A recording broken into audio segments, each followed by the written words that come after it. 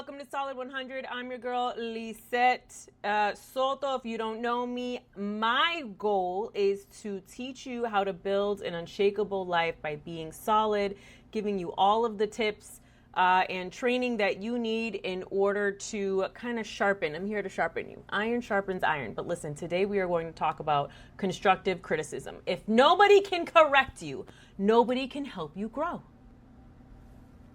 An issue that I see a lot in this generation where everybody's offended by everything. You work so hard on a project and then nobody says, good job, and you get offended. Or you want to help people in their field and you're like, oh, you know what, this is great, but here's a better way to do it, and they get offended.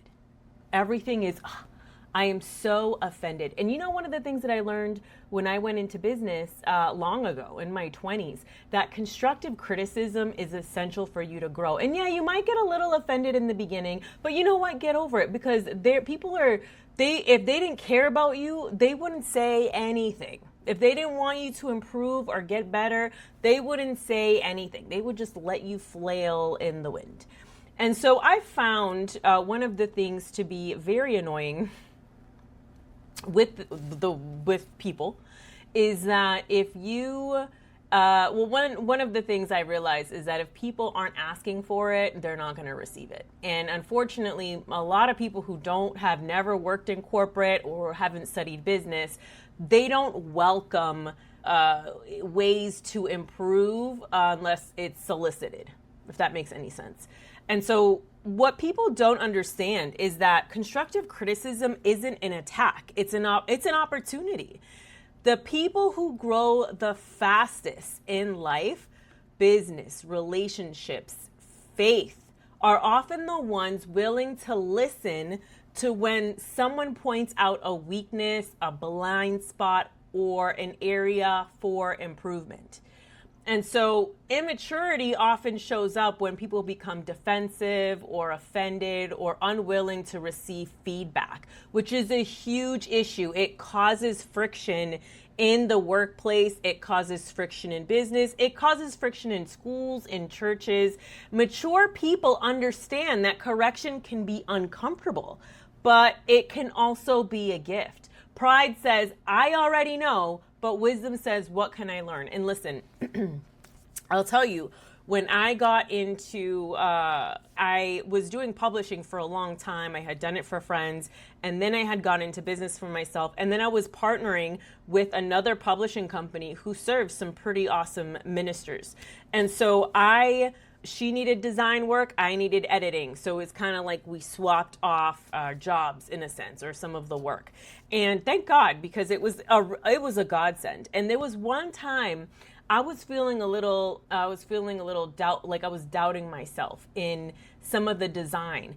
And I had submitted a design for her for some cover work, and I could tell that she hesitated. And we're from the same place. We're from New England. So it's kind of like we're good, and we're born around the same time. So we're good with somebody saying like, hey, if this is crap, go and fix it. And we'll happily go and fix it if it's crap, because I want to get better at what I do. I want to be excellent. I'm not the best, but I want to be absolutely excellent and work to the best of my ability. Well, that particular project, I didn't work to the best of my ability, and I knew it. And I was like, something's off here. Maybe, when you're in the design space, you got to take, or creative space, you got to take like a couple, maybe like a day or so away to kind of like clear your mind and then go back to it fresh. It's like that with writing. It's like that with everything.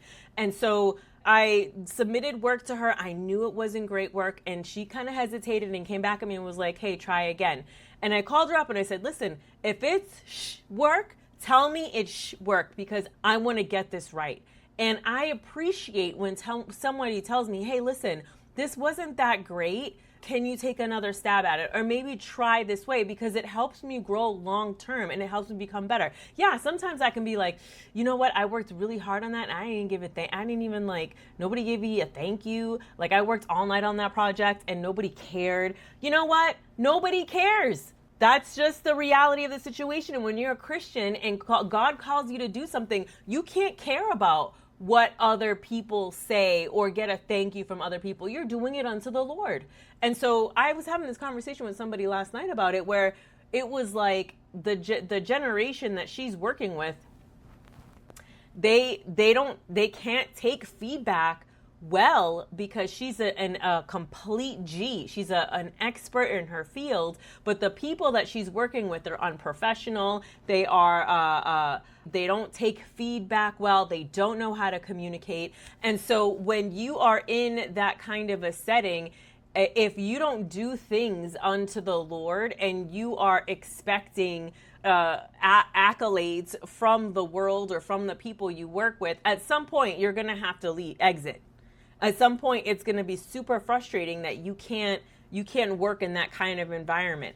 And also it goes the other way. You know, people, if you're not willing to take on constructive criticism from people who are a lot farther along and have a lot more experience from you, it's just a tell-all that you're immature, that you have an inefficiency in understanding how to grow. Because if you don't, growing is by learning from people who are a lot farther from you. It's not just about learning from AI. You've got to have an understanding in the natural that there are people who are placed in our lives who are a lot further along than we are, and they can teach us things that AI really can't. That's just the reality of the situation. And if you are incapable of getting constructive feedback or criticism, and you are incapable of communicating effectively when there's an issue so that you can solve the issue better, long term, you're not going to be cut out for the job. Maybe you are for right now because you're utilizing your resources around you, but because you are not willing to learn from people who are a lot further along from you, who care enough about you to say, yo, you got to fix this and this about this situation or about this business or this ministry or whatever. If you're taking offense to that and you're not open to that constructive criticism, it's going to bruise your ego.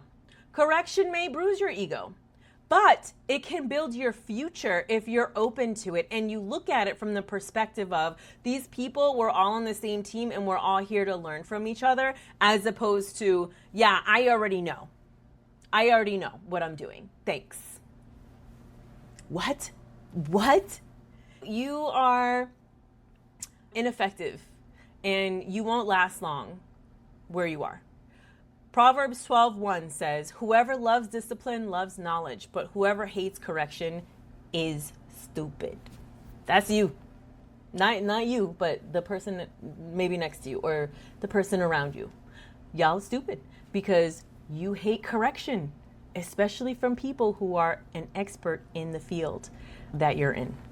And you've got to put your ego aside and be like, what can I learn from this? Yeah, that hurt a little bit, that maybe my work wasn't great or maybe I'm not doing that right. But how can I be better? What can I learn? Lord, help me put my ego aside. Help me put what I want aside. And what can I learn from this situation that can help me long term? Help me take my pride. Pride comes before the fall. You know what I'm saying? When was the last time you welcomed feedback instead of resisting it? When was the last time? Could be in a relationship, could be at your job, could be at your business, could be a client. Feedback is important. You need feedback so that you can grow in your area of expertise. I'm your girl. I love you. Remember, I love you. I say this with love. Because I want you to be better. I want you to be excellent. And I want you to be solid. Damn. Have a great, what day is it? Saturday.